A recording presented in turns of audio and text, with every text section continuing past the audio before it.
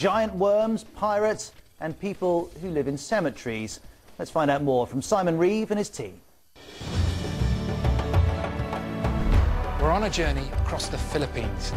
We're travelling from the ancient rice terraces in the northern mountains on to the steamy, crowded capital city Manila, and then on to the exotic southern islands. The Philippines is made up of more than 7,000 islands, packed with dramatic natural beauty. We'll be travelling through a country full of ancient mystery and 21st century instability. We'll encounter simmering conflict, religious fervour and political scandal. They found no skeletons in my closet. They found beautiful shoes. I'll be joined on the journey by Shay Rhodes and Katja Adler. I've been investigating the macabre side of Manila's population explosion. If you live amongst the dead, I suppose, why not? It's just another normal thing to do, like going to the office. I've been with one of the Philippines' most exotic cultures as they dive for delicacies.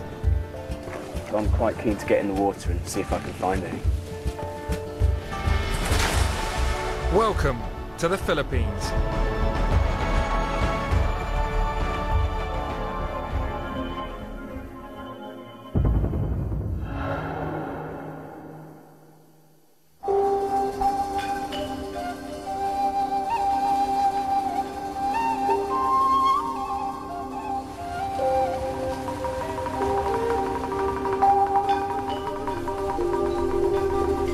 The Philippines is a rugged, tropical country, battered by earthquakes and typhoons, with a huge variety of landscapes. This sprawling archipelago of islands is clustered in the South China Sea on the Pacific rim of Asia.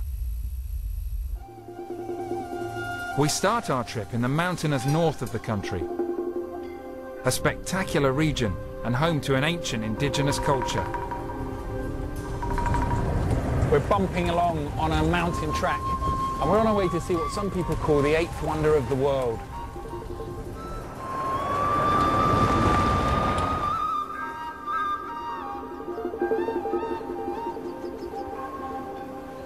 These are the rice terraces of Banaue. More than 2,000 years ago, the indigenous Ifugao people started building stone walls around the mountains using simple handmade tools. It was an engineering project to rival the Great Pyramids of Egypt. But unlike the ancient Egyptians, the Ifugao didn't use slave labor. Working together, they eventually created 12,000 miles of terraces that are still worked by their descendants today.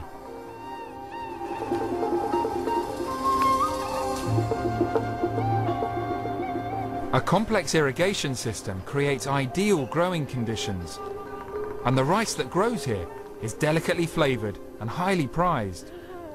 You coming in? I met up with Beng Bimoya, a local guide whose family are Ifugao, to find out how this ancient way of life is adapting to the 21st century. Whoa! Careful! Whoa!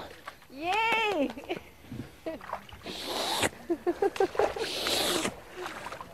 So tell us about what makes this rice so special. It's actually traditional rice, been planted for centuries. And the Ifugaos believe that it's given to them by Maknongan, the Ifugao god, for them to plant. It was the gift to the gods. Yes. And the rice of the gods. What makes this rice special? Well, because it's organic, you know, no synthetic fertilizers, insecticides, or whatsoever. I mean, we all eat rice, but where is the rice in this plant? Where does it grow? Matiko pa iba nan in ana, nan seed nan. Matiko. There. There you go. There's a bit of rice. Yes. Thank you. It's almost a seed at the root. That is what it's all about.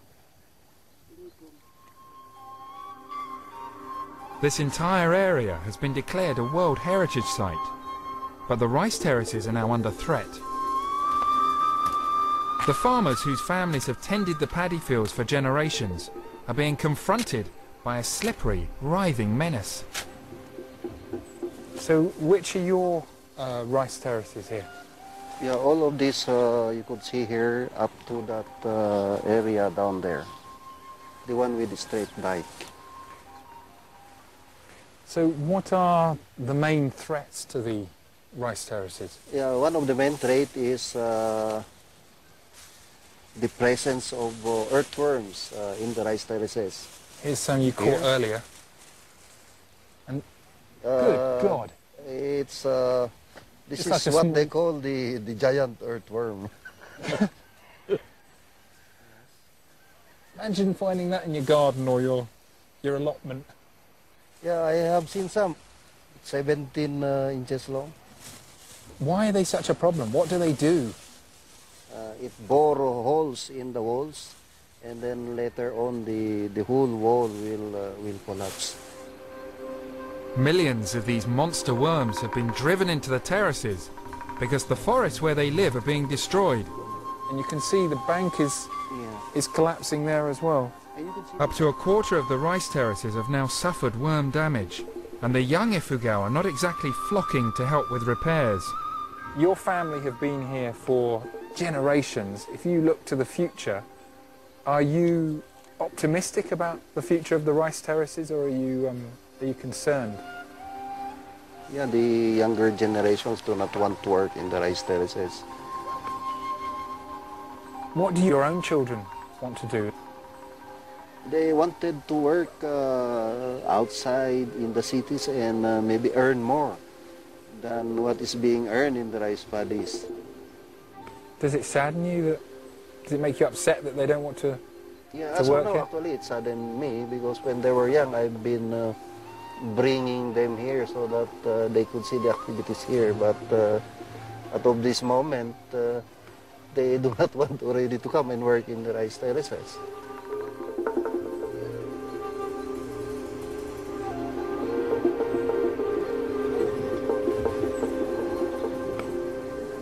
The ifugao should be doing okay because they can charge a premium rate for their rice, and because the beautiful rice terraces here attract visitors from all around the world. So it's ironic and rather tragic really that perhaps the greatest threat to both the terraces and their way of life is the fact that youngsters here, like youngsters around the world, don't want to stay here working in the fields. They want to head to the cities. They want to head to Manila. And that's where we're heading to. South to the capital.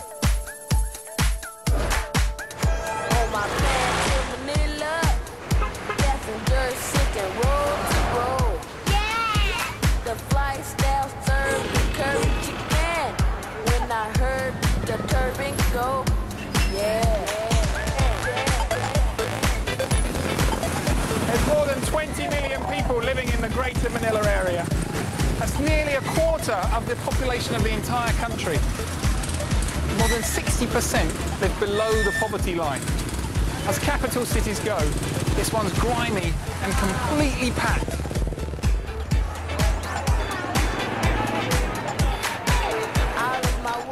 Manila just keeps on growing. The population density here is already the highest of any major city anywhere in the world. And new arrivals just keep turning up here from the countryside. The result is that people have to take drastic steps to find a home.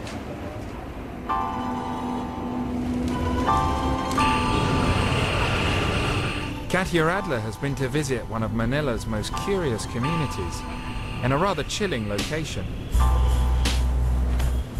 On a typical Manila morning, cacophonous and chaotic, I set off in search of a place where some of the thousands of Filipinos who flood into the capital in search of a better life apparently end up.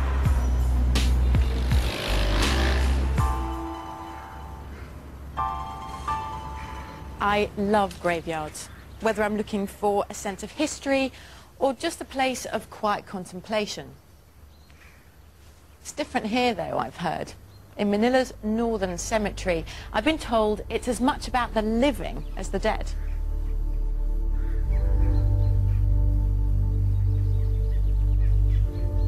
In and amongst the cold stone memorials to some of Manila's wealthier inhabitants, you start to notice life. Lots of life.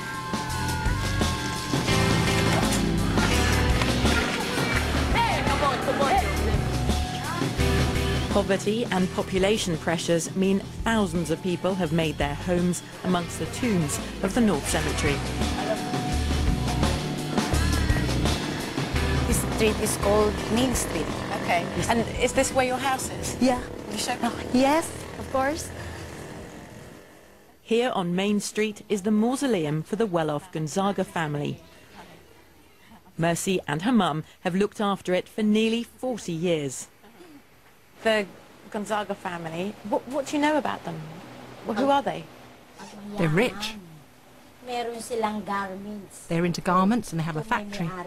What do they think of you sleeping? You know, this is your bed, your television, pictures of your family. So what do they think of that? It was them who asked us to live here. They asked us to stay here because they knew we didn't have a home. Okay. So that meant, Mercy, that you were born here. And what was that like as a little girl? Little children are scared of ghosts and the dark. Weren't you scared? Not at all, because I haven't seen anything with my own eyes. And I don't believe anything unless I see it with my own eyes.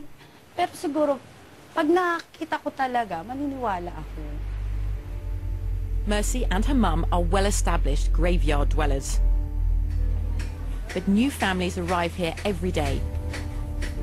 Since people first began to settle here in the 1950s, the population has grown to an estimated 10,000. This is the reality of Manila's social hierarchy. The closest these families will get to the comforts of a middle-class life is tending to the middle-class dead.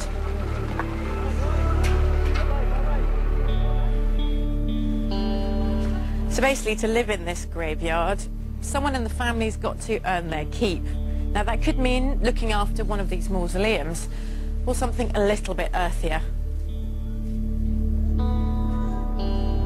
Each weekend sees up to 100 burials.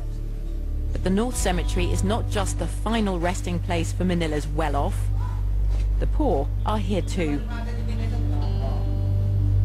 Look here how the graves are so packed together. It's quite different from those huge mausoleums.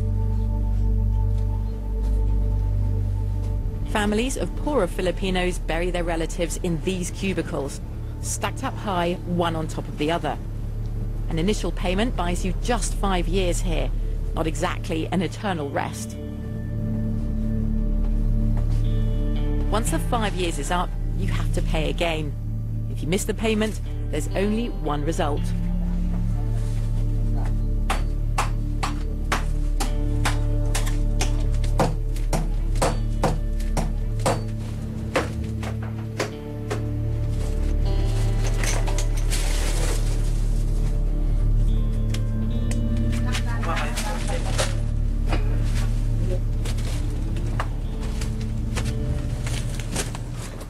How do you feel about doing this work? I don't feel anything. Nothing. I've been doing this since I was 8 years old. I learnt it from my mother and father. I suppose this really goes to show in the graveyard, doesn't it? If you live amongst the dead, I suppose, why not? It's just another normal thing to do, like going to the office, I guess.